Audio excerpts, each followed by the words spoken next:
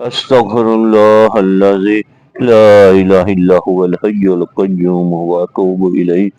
بسم الله الرحمن الرحيم. نحمده ونصلي ونسلم على رسوله الكريم. أما بعد فأعوذ بالله من الشيطان الرجيم. بسم الله الرحمن الرحيم. وقد قال الله تبارك وتعالى في القرآن المجيد والفرقان الحميد: قل إن كنتم تحبون الله فاتبعوني يحببكم الله ويغفر لكم ذنوبكم والله غفور رحيم. وعن أنس رضي الله عنه قال قال رسول الله صلى الله عليه وسلم: لا يؤمن أحدكم حتى أكون أحب إليه من والده وولده والناس اجمعین. وقال النبی صلی اللہ علیہ وسلم: من احیا سنتی فقد احبنی ومن احبنی کان معی فی الجنہ، او کما قال علیہ الصلاۃ والسلام. سلام علی خیر الانام وسید حبیب الہ العالمین محمد، بشیر نذیر ہاشمی مکرم، عطوف رؤوف من یسمى بأحمد، هو الحبیب الذی ترجى شفاعته لكل حول من الاحوال مقتحم. یا رب صل وسلم دائما ابدا على حبیبک خیر الخلق كلهم. یا رب صل وسلم دائما ابدا على حبیبک خیر الخلق كلهم. اللهم صل على سيدنا محمد النبي الأمي وآلہ وبارک وسلم. میرے دوستو، ساتھیو، عزیزو، مسلمان کی زندگی بڑی ہی قیمتی ہے. اگر اس کی زندگی کا ایک ایک لمحہ رحمت دو عالم صلی اللہ علیہ وسلم کی سنت کے مطابق گزر رہا ہے، اس کی زندگی کا ایک ایک لمحہ وہ موتی جواہرات سونے سے زیادہ قیمتی بن رہا ہے. ایک ایک لمحہ اس کا جواہر موتی سے زیادہ قیمتی بن رہا ہے.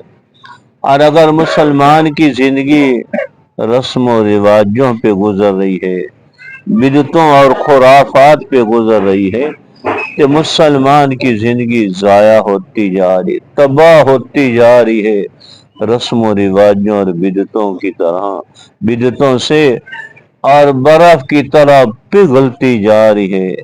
جب موت کا جھٹکا لگے گا پھر یہ مسلمان افسوس کرتا رہے گا، میں تو رواجوں، رسموں اور بدعتوں پہ زندگی ضائع کر کے آ گیا.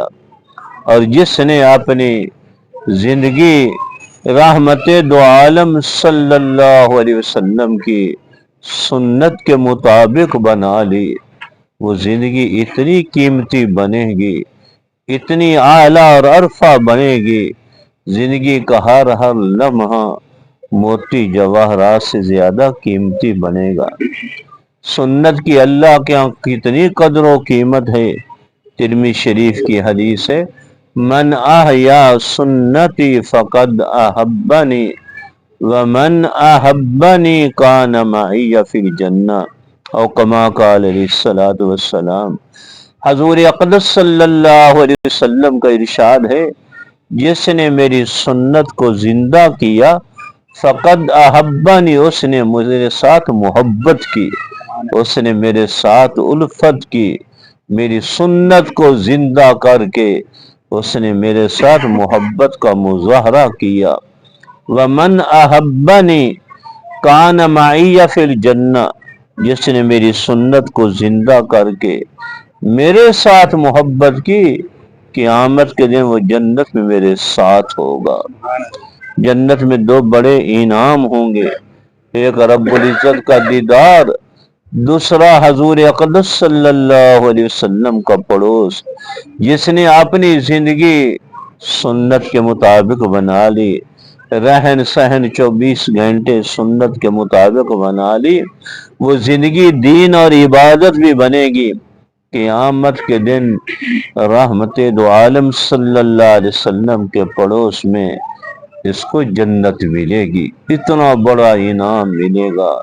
کان معی فی الجنہ، وہ میرے ساتھ جنت میں ہوگا۔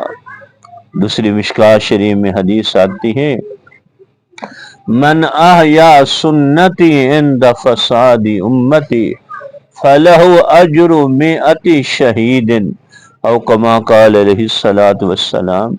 حضور اقدس صلی اللہ علیہ وسلم کا مبارک ارشاد ہے، من احیا سنتی عند فساد امتی، جس نے میری سنت کو زندہ کیا فتنوں کے دور میں، بدعتوں رواج اور فساد کے دور میں، ہر طرف رسم و رواج بدعات تھی، اس دور میں اس نے میری سنت کو زندہ کیا، فَلَهُ أَجْرُ مِئَةِ شَہِیدٍ، اس کو 100 شہیدوں کا ثواب ملے گا۔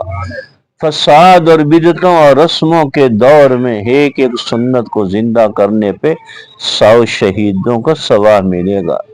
میرے دارالعلوم فیصل آباد کے میرے استاد محترم، میرے شیخ الحدیث حضرت اقدس مولانا محمد ظریف رحم اللہ رحمتاً واسعتاً، یہ مشکوٰۃ شریف کی حدیث ہے، ہم نے ان سے مشکوٰۃ شریف بخاری پڑھی اور اولیٰ سے کتاب میں پڑھنی شروع کی۔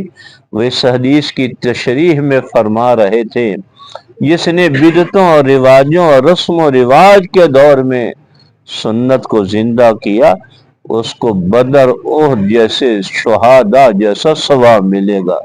100 شہیدوں کا جو ثواب ملے گا، بدر احد جیسے شہداء 100 شہیدوں کا اس کو ثواب ملے گا۔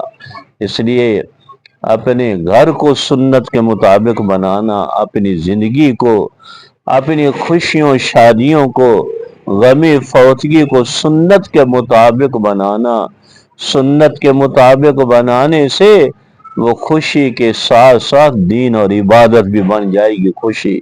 وہ غمی وہ سنت کے مطابق کرے گا تو وہ غمی کے ساتھ ساتھ صرف غمی نہیں رہے گی بلکہ دین اور عبادت بھی بن جائے گی۔